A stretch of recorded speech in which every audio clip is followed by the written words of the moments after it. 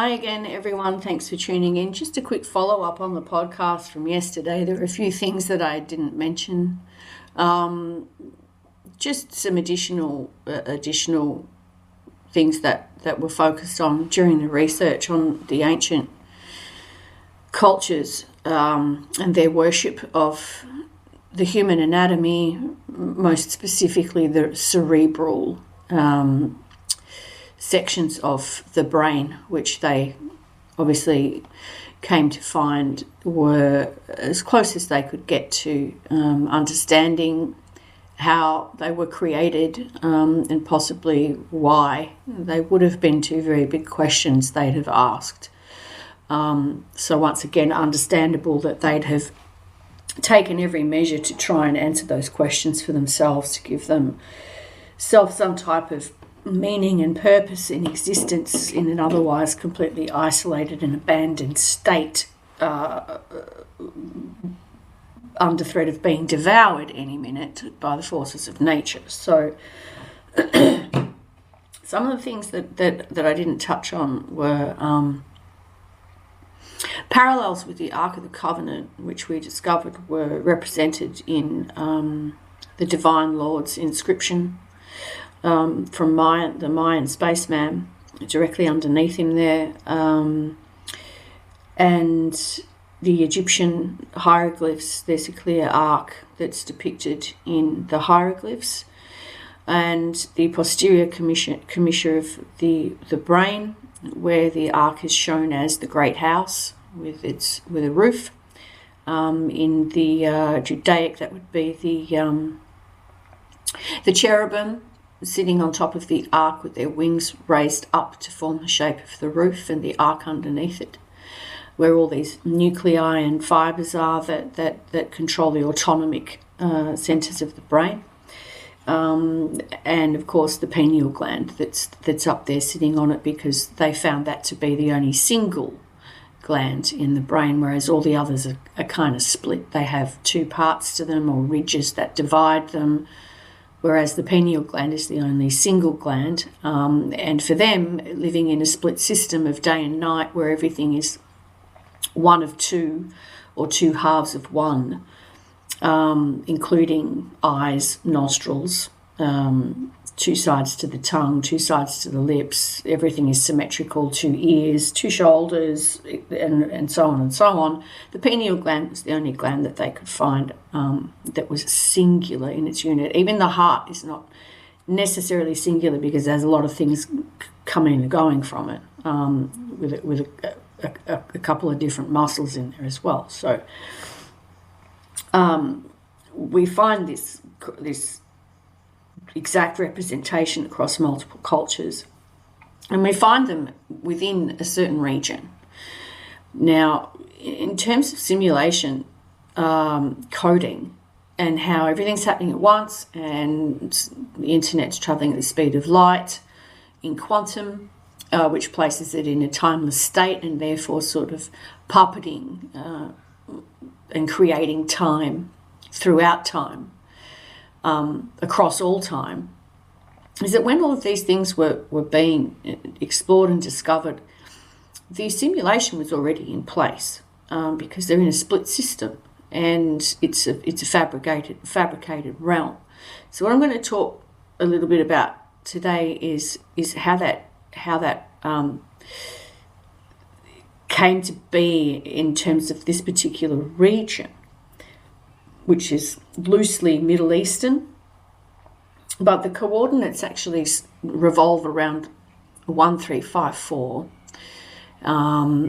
If you have read the books, you will have seen the coding there in EBCDIC, where G for global is represented with a 0067 and a 135. The 4 comes into it as a multiple of 17, which is the DC1, 1117, which is what ultimately does the nuking of the thalamus. An optics override at 183, and then a 119 fusion, which actually occurs in the thalamus. And if you look at the NASA picture of the Eye of Horus, where the sun is just down the bottom of the thalamus, and that is the little section of the brain that is detonated, nuked, and becomes a fusion star in the brain. So we have a pineal gland that's back there detecting light and sort of regulating circadian rhythms, but we don't really have an answer as to how that pineal gland is able to detect light unless by connecting to some other organ, which, is the thalamus, and receiving signals that there is, light or there is darkness. And when there is darkness, it produces melatonin, which is also a hormonal thing and helps regulate other sorts of things in the human body. But what we need to be focusing on is, if you're Christian, if you have any type of religious belief at all in the afterlife, as the ancient cultures did, and the more modern Christian culture, is that there is a scripture in the Bible where it is said that there is no night there. In the promised land, in the afterlife, in God's kingdom, there is no life, there is no night there. And everyone, they don't have need for a candle either, because everyone sees by the light of God, the naturally generated light of God, not by a sun, not by a moon with the moon reflecting sunlight off it. There's no other source of light except just the light of God. And so I looked at this and I thought, well, if let's just say for a second that the night time is not supposed to be there, how does it come into play within a simulation once a thalamus has been nuked through the airwaves? And what becomes quite bizarre and sort of quite basic and almost laughable and appalling and embarrassing is the fact that you don't need to look too far to find that on the internet, the hex coding for the color black is 6 zeros. Okay, now we know that the sky is black. At night, it's black. Nobody arguing with the fact that it's black. It goes dark. It's black. The space is black. To look at. And we're talking, this is without going into the science of dark matter and black light and all the rest of it. We're just looking at the bare face of it in terms of what can be received by the eye, right? Or projected through the eye as an internal realm in a nuked thalamus with coding stuffed into it. There's a lot. There's a lot of code there. So 6 zeros is where we're at. Now, to anybody that is ground zero. Yeah, in ABCDIC, it's null, N-U-L, with 5 zeros, I think. But then we don't need to look too far in ABCDIC to see that DC 1, 11, 17, that leaves 6 when you subtract them. DC 2, 12, 18, that leaves 6 when you subtract them. DC 3, 13, 19, that leaves 6 when you subtract them. Cancel 18, 24, there's another 6. And end of medium, EM 19, 25, also leaves 6. So there's 6 sixes and 6 zeros. Okay? What happens if you put 6 zeros and 6 sixes together? You get 6 60s. So that's going to be your geometrical dodeca or your hexagonal or your whatever it's going to be, if you're into sacred geometry. But when you bring it right back to its common root, its common denominator, that's an equilateral triangle. That's 3 60s. Okay, and the EBCDIC coding originally came out to accompany IBM's System 360.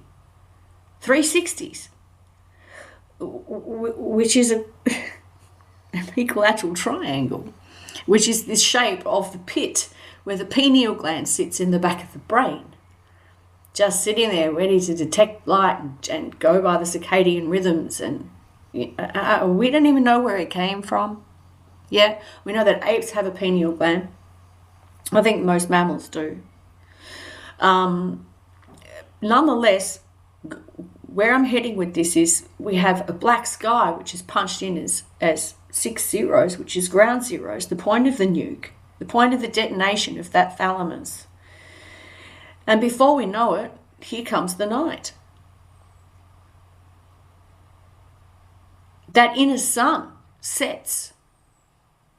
It turns away through the cycle of time, the spin of time code, of digital time code that has been inserted through our minds and through our hearts as we sort of float suspended in this atmospheric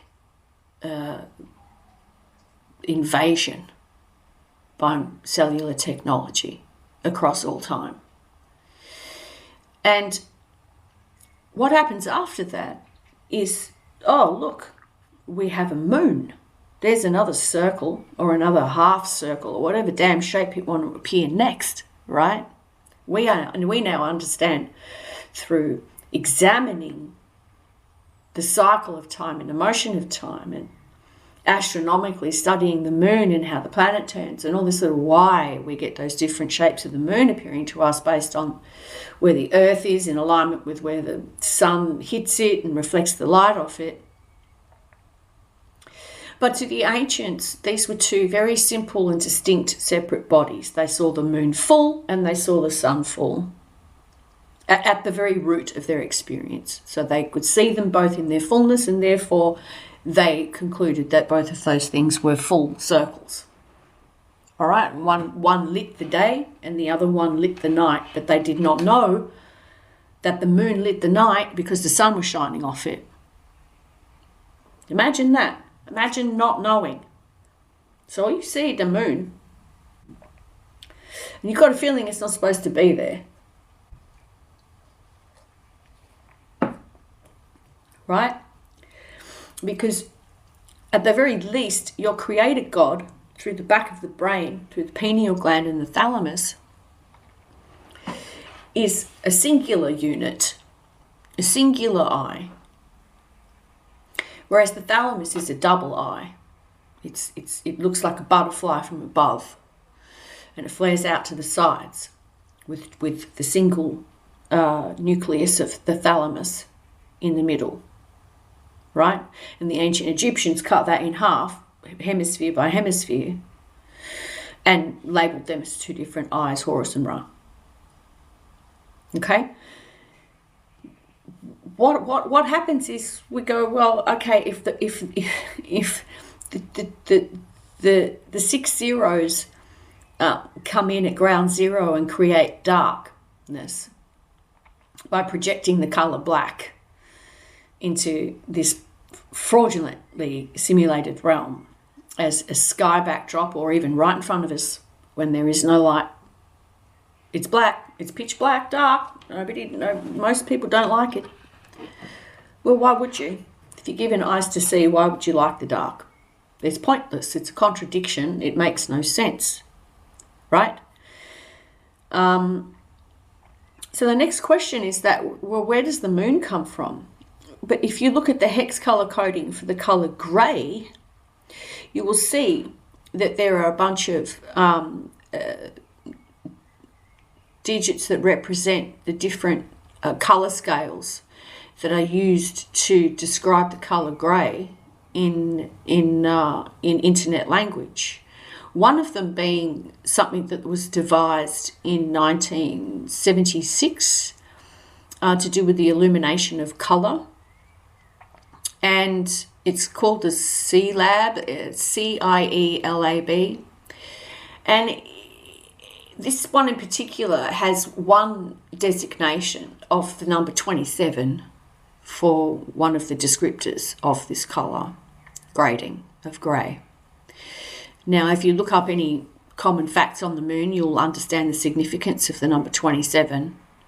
It's also significant for Earth And there are other numbers in those color codings on the internet which directly reflect other common facts about the moon: its distance from the sun, its diameter, some of the chemical compositions and everything. So once we start seeing correlations quite directly between colors and hex coding and a hashtag at the front of it, which in EBCDIC is 0023123, and we understand that the human genome has 23 chromosomes, all of these, what we would otherwise think are just coincidences, start to pile up. And when there are coincidences across multiple cultures, and these cross-correlate with multiple coincidences in the anatomy of the brain, and these cross-correlate with multiple coincidences with internet data, we can't simply walk away from that and sort of throw our hands up and go, but that's preposterous, no, well, maybe it's not. And this is what my book, Simulation, the Transcripts, is really about. And what all this research has been about since 2016 is how are they getting into our heads to simulate environments and events by manipulating human behavior and what the eye sees to create a false realm. And we're getting closer to unraveling more of the details, the tiny intricate details. Up until this point, I've had the general gist of it. I found the coding. It lines up with coordinates on the earth where the early civilizations sprang up. So as far as this conversation goes, this now brings us back to Israel, Mesopotamia, Sumer, Ur, and Egypt. All sort of, and Babylonia, all sort of people, tripping over my words, all concentrated in that cradle of civilizational formation, as apart from an African heritage or the jungle tribal heritage. Even for 60,000 years, the Aboriginal heritage was fully functional without becoming civilizational. Okay, now the only other one is over the other way, where the Aztecs are. And this is the one that I wanted to talk to you about, because throughout the Aztec culture, as we know, they built the step pyramids. Yeah? We can loosely translate that as being the reflection of the pit that the pineal gland sits in, is the pyramid, the triangle, the 360s.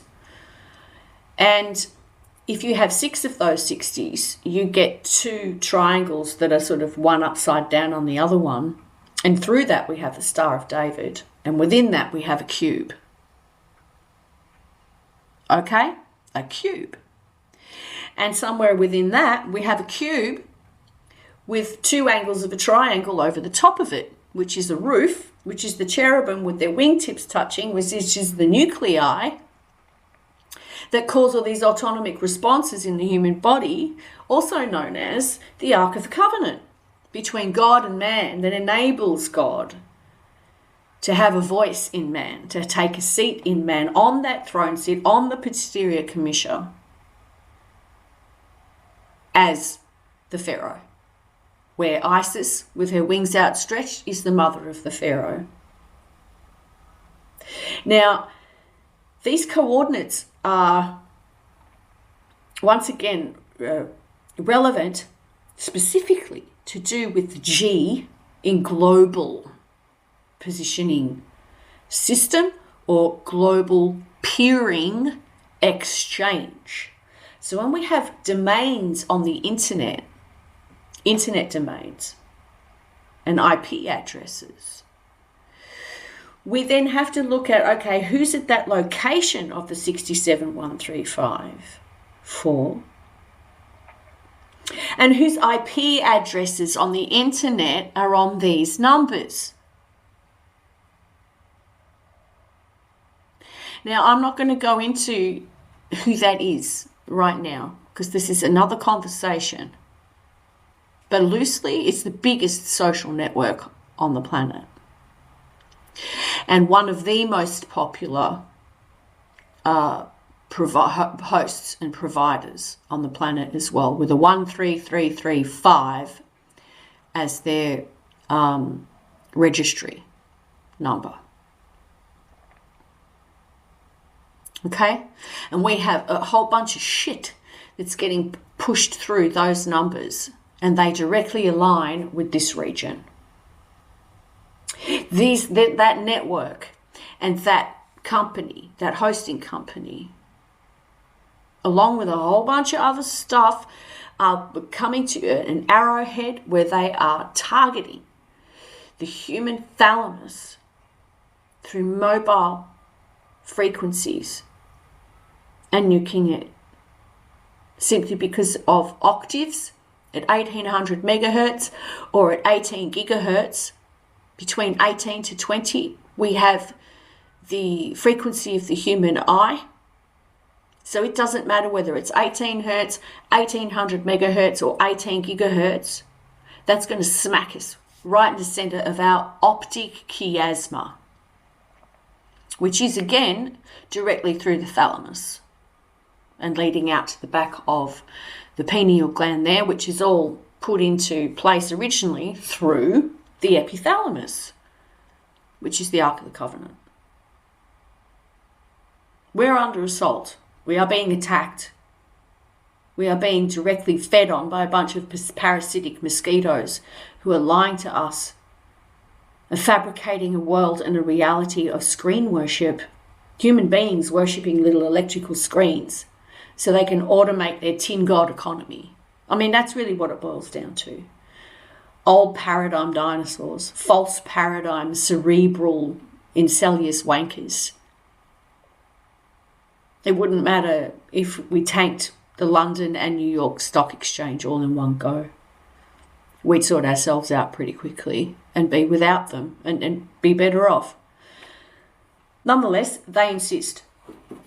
So this region of the Middle East, we have some descriptions in the Bible where the instructions for the ark are being given on how to build it out of acacia wood. And then under that we have instructions for how to build the golden lampstand. Now, I'm speculating here because I'm not in a position, I would never assert a religious undertone or contradiction to what is written. That is not for me to do. But all these places are at the same coordinates. They're sharing the same numbers, which means they're sharing the same vibrational frequency. And at some point, one of these cultures has either heard an inner voice instructing these things, or they have been the voice instructing these things of their people. So that when they did the explorations of the brain and discovered the ark and discovered the cervical spine, which is the top of the neck, or otherwise called the lampstand, for the bulb of the light of consciousness to sit on, which is very much what the top of the Ankh is, right? We can probably safely and reasonably conclude that, as we discovered through all their art, these things have been depicted through their art, through Sumer, Mesopotamia, Egyptian culture, and Aztec and Mayan, right? Now, what are the steps that are taken, as well as that the leader of the pack, or the king, would decide that these things need to be represented in their art, and these things may also need to have been built, because what else is there to do, right? Why not build one? Why not build the architecture to look like these things? There's no rules. They could just make them themselves. They don't need approval or a permit from anybody. They own the whole area. They can do whatever they like. So if you're in a seat of power over people and you want to embody what you are now sort of perceiving and believing a deity or a creator to be, and you want to embody this as a king, and your whole culture and your whole mindset is geared around this regality, this sense of majesty, would you not at some point give instructions to your servants or your workers on you want this ark built as a physical thing? You want this great house built as a physical thing. You want this lampstand built as a physical thing. Or they're not calling it the spinal cord back then. They're identifying the light of consciousness as being the globe, the bulb, the light. That is the reason for why they see light. And that the cervical spine, the top of the neck with its 7 vertebrae and its bulbs and flowers coming out the side, is a lampstand. So it would be fair to safely assume that the mindset of these cultures back then would have, if they went as far as depicting these things in their art and architecture, they would have built them as individual objects. And we can see them there already in Egyptian hieroglyphs and throughout Sumerian art. Now, if we're sitting on the same coordinates as other people in the region, and it's at a time where there are no direct televisions, direct towers, direct communications towers, there's no obvious digital noise or interference in the environment,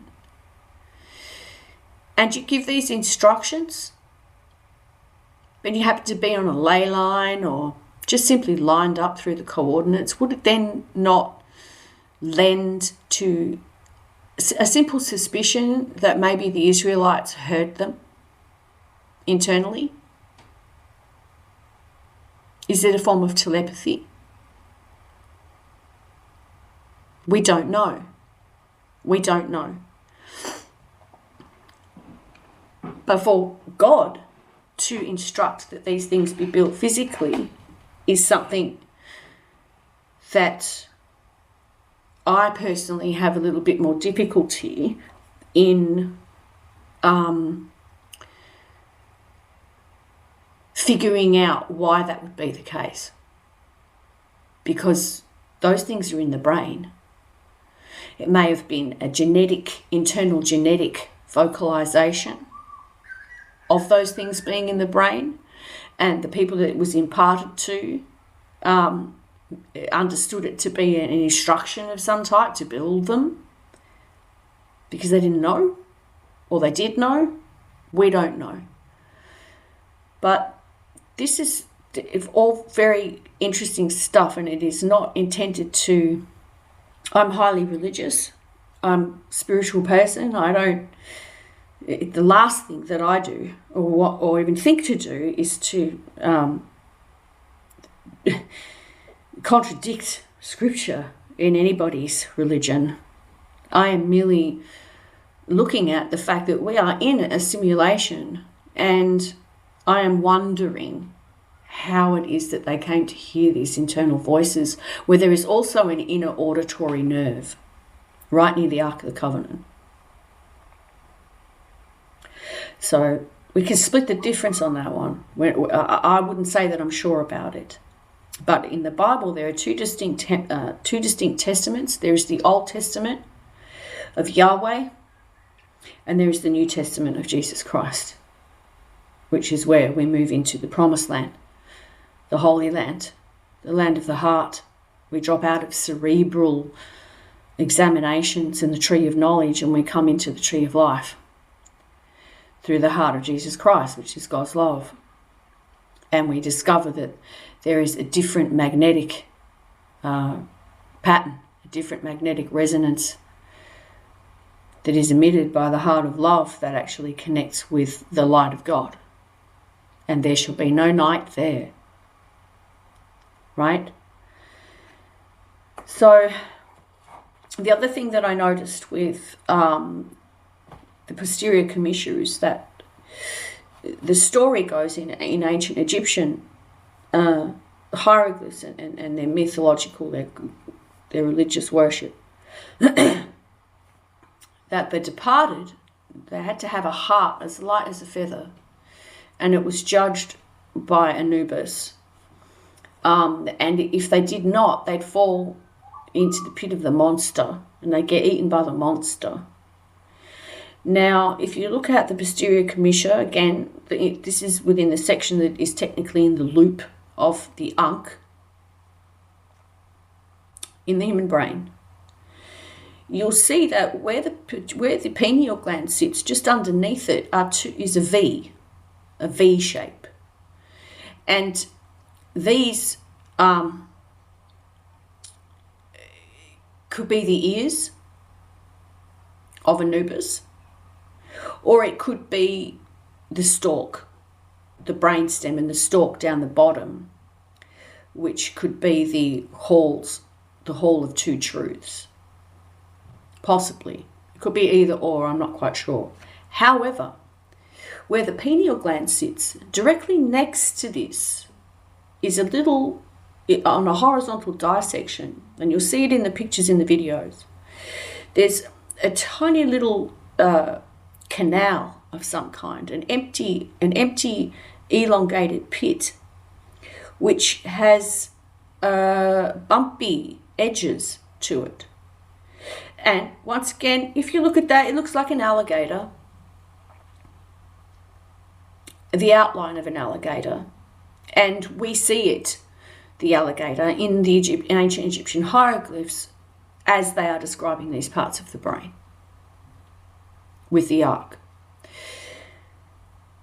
And this I would assume is where they felt that the departed, the soul of the departed, would fall into the monster if it didn't go up the right way to get to the pineal gland.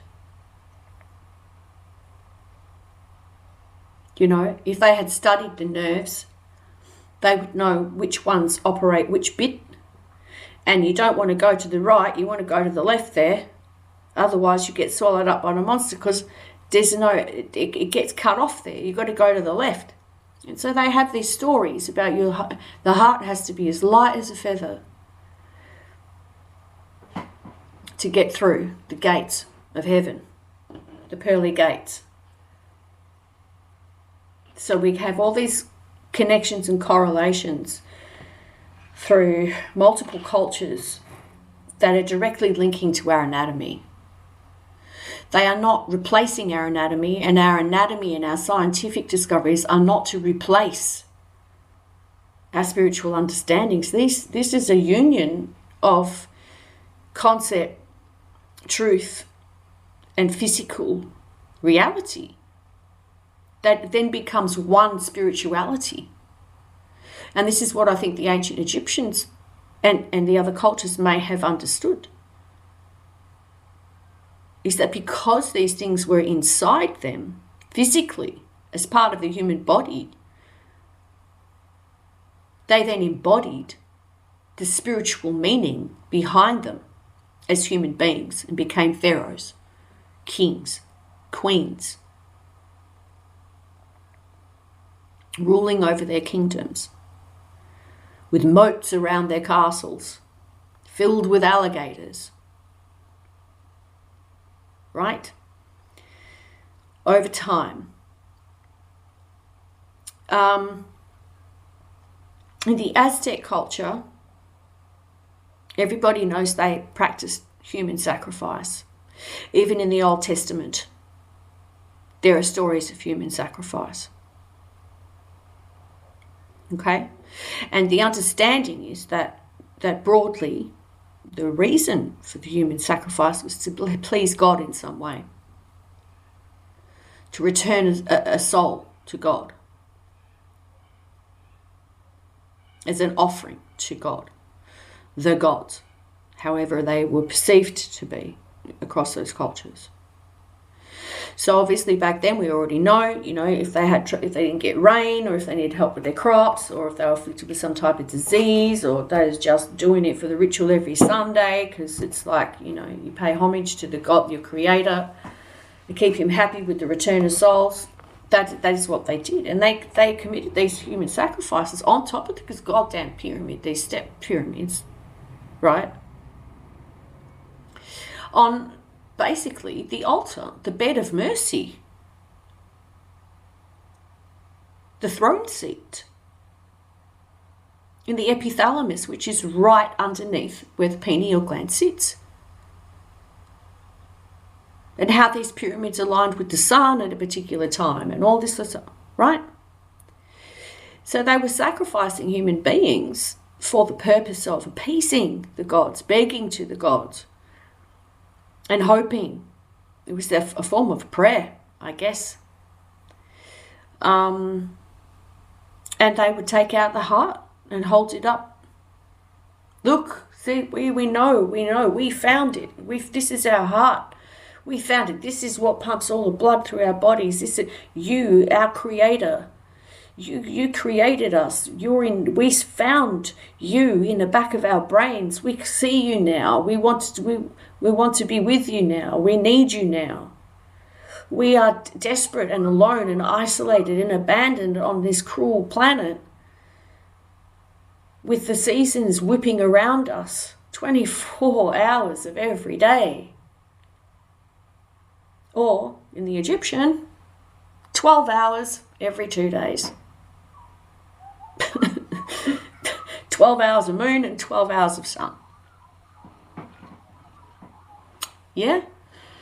That's where it came from. Now to see this type of, what is essentially a primitive understanding when it comes to human sacrifice, to see it still being outplayed in today's world is really just indicative of the wickedness of internet coding, the wickedness of social media, the wickedness of ego, that all of these tyrants throughout history are actually find their place in our world today on the internet as they project their thought forms into our environment, coded to destroy other people. This part of the conversation extends into a whole other book, and I don't really want to get into that now, but there it is. I mean, it sort of clarifies, it really brings into focus the harms of the technologies that we're using. And the more that we can see the stupidity of it, the destructive nature of it, just to serve some tin god, is really quite shocking. It doesn't leave big tech very well positioned, and it certainly strips them of all credibility.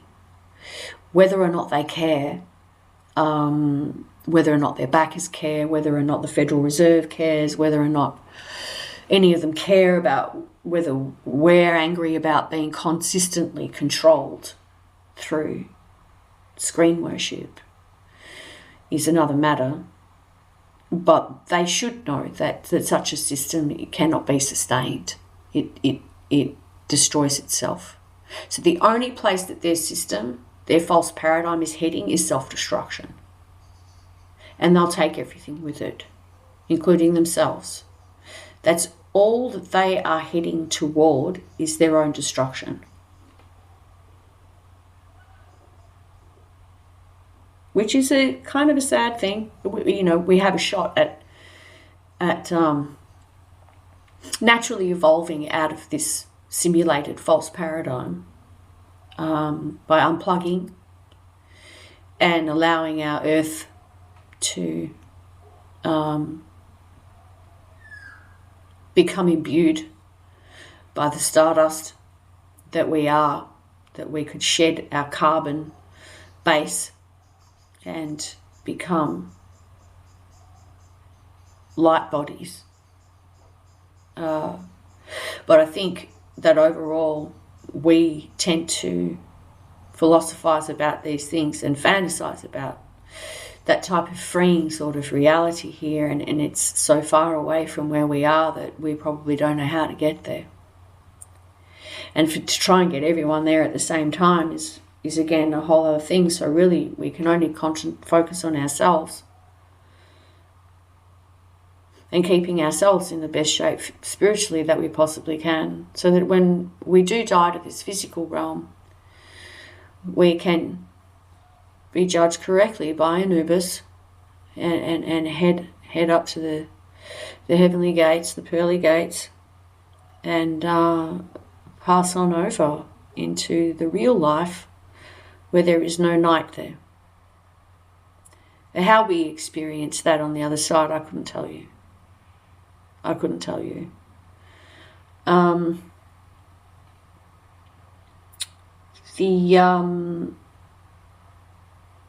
Yeah, that's pretty much what I wanted to say for today, was to just add those further details as we go and what I'm discovering. I think overall it's about a unity between culture, spirituality, and physical reality of the anatomy of the human brain and the human heart and the human body, and how our bodies are really temples. We've heard it said, but we don't fully understand why it is said, and we don't fully appreciate the full meaning of it, that the body itself is a temple. And this is the way we're treated. Our food is poisoned, our water is poisoned, our air is poisoned. They mine the earth for minerals. We're lied to. We're killed, we're ganged up on by the state. We're in a system that essentially a government trades, gives us the materials, we buy it, we build it, and then they tax us on what we get paid to build it, simply to provide some hospitals and some roads and a defence department to keep invaders away who they keep provoking. It's an incredible idiocy. It's all entirely false and stupid. Everybody knows this. Even people who work for the government and work in military departments know exactly what I'm talking about. Everybody does. At some point, we're going to have to make a collective effort to confront the core of the system that keeps us spinning in this completely self-destructive direction. Or we will not be here as a species or a race anymore. 50,000 Starlinks, that stuff can go right to hell. Because that's what'll do it. That one thing alone, hooked up to a social network with an X for its logo, pre-coded with lethal nuke codes, that's what'll do it. That's what'll do it. It's already been producing, as I said in the previous the previous podcast, it's already been producing holograms known as UAPs. They're in the airwaves. They hit us in the optic chiasma and it passes into our visual field as data, the same way it gets transmitted from one end of the internet to the other and shows up at the other end as data, as an image. It's not the real thing, it's the image of a thing as it is portrayed, similar to how an image is portrayed on a television. These things are presented to us through the human eye as having form and substance, but they're not real. And it brings the actual fundamental nature of reality into question. The fundamental nature of matter at its lowest vibration, mainly because our brains are vibrating at such a low level from abuse, that is how we end up perceiving energy at its lowest vibration and no longer as spirit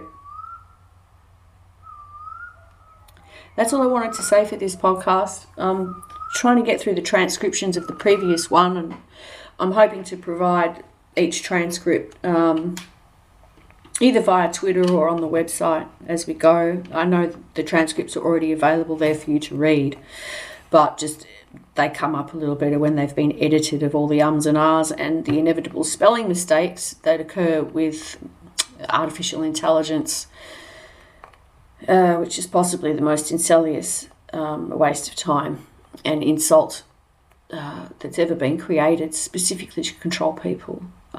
It's sort of a regurgitative, impulsive, involuntary reflex of the inadequate state of unevolved humanity that rejected Christ and rejected God a long time ago, and just likes to pretend that he's still spared a thought or two every now and then as we get closer to Christmas.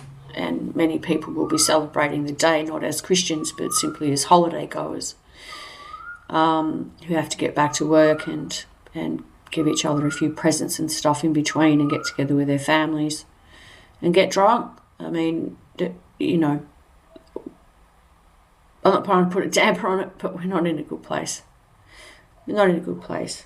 We've lost touch with the fundamental nature of who we are, what we're supposed to be, and what we're supposed to do.